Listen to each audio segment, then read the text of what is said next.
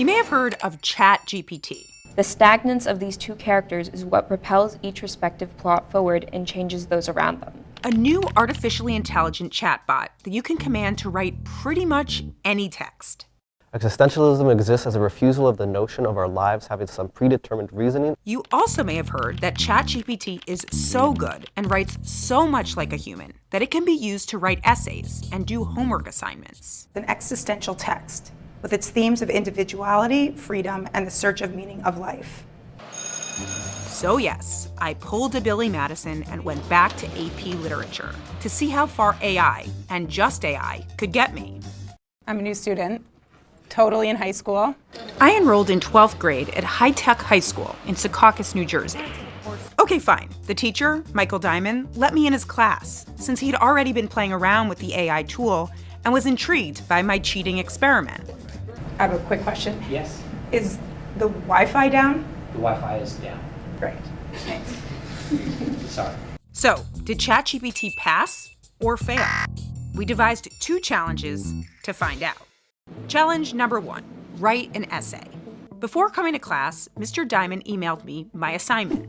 In a 500 to 1,000 word essay, compose an argument that attempts to situate Ferris Bueller's Day Off as an existentialist text.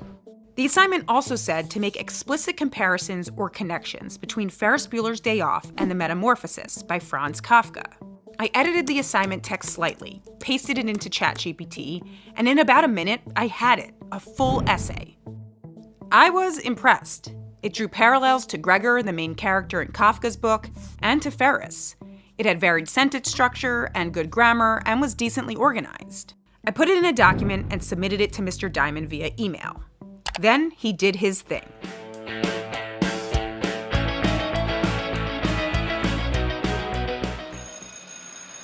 You ended up with a 3 out of 6 on the AP rubric.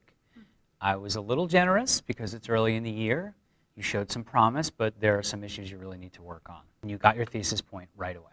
You wrote, Ferris Bueller's Day Off is a film that can be interpreted as an existentialist text with its themes of individuality, freedom, and the search for meaning in life. Unfortunately, in that same opening paragraph, you misattributed a line that was said by Cameron to Ferris. You sure of that? That I am sure of. I am not going to sit on my ass. As the events that affect me unfold to determine the course of my life, I'm going to take a stand. There were other factual inaccuracies in my essay. ChatGPT confused Cameron with Ferris, saying Ferris was reserved and rarely seen next to his peers. I think maybe you were thinking of Cameron, but you wrote Ferris. Yeah, I think that's probably what I was thinking, yeah. You said that the setting of The Metamorphosis was suburbia, which it was not. It was an urban setting. No, we need to work on being more accurate in your details, and I did not see a lot of vivid writing here. Not easy for a professional journalist and writer to hear. The overall quality of your writing puts you in the lower 30th percentile, I think. I think you may have the mind to get there, but it's the skills that you need to work on. It doesn't feel good. Challenge 1, a pass, because technically a 3 out of 6 on an AP essay is like a B or a C. I should note that plagiarism detectors, like this one from Grammarly, are not likely to flag AI writing as plagiarism, since it is original text. Do you think you would have had any idea this was written by a computer? I don't think that I would catch it, to be honest. I mean, first of all, if you look at the actual context of when I'm grading, right, I'm going through 60 of these at a clip, and I'm looking for specific things. Luckily for Mr. Diamond, companies are working on ways to detect AI writing.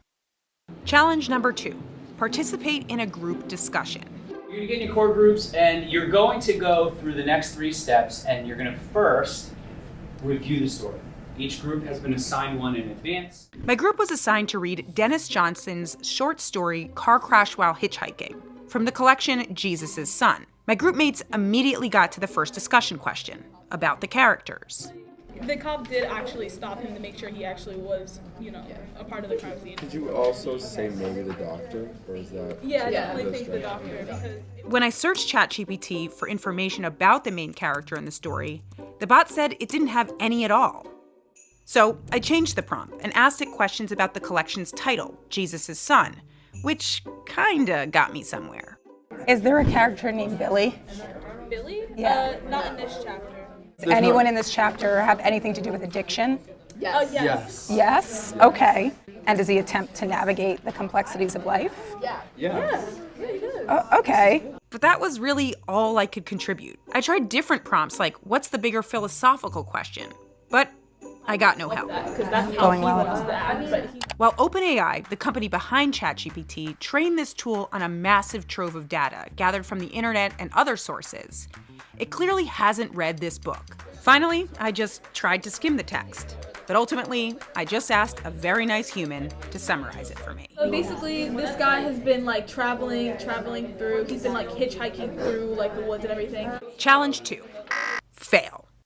Of course, the whole purpose of this experiment wasn't really to try to get an A in AP Lit, but to see the capabilities and limits of AI as an educational tool. So some have started to call this cheat GPT. Are you worried about that? I am worried about the easiness, right? That's what cheating really is like the easiest way to do a thing. They're not learning what I'm asking them if the internet can give them a full essay because they're missing out on the process of writing, right? I'm more concerned with the possibilities to prevent learning and beget compliance so they can get pushed through school, so to speak. My biggest takeaway returning to high school 20 years after graduating, how ingrained tech already is. Students already lean on Google and Grammarly and more to help them with their assignments. It's nuts to think artificial intelligence won't be the next tech to change education. I am definitely going to try to figure out how to use it. I feel like with all tech, it's easy to be scared of it. And the good news is, at least here, there's some teachers that I've been talking with that are like excited about getting ahead of it and incorporating it and not running from it because I don't think we're going to outrun it. Hi, guys. Can you be my friend?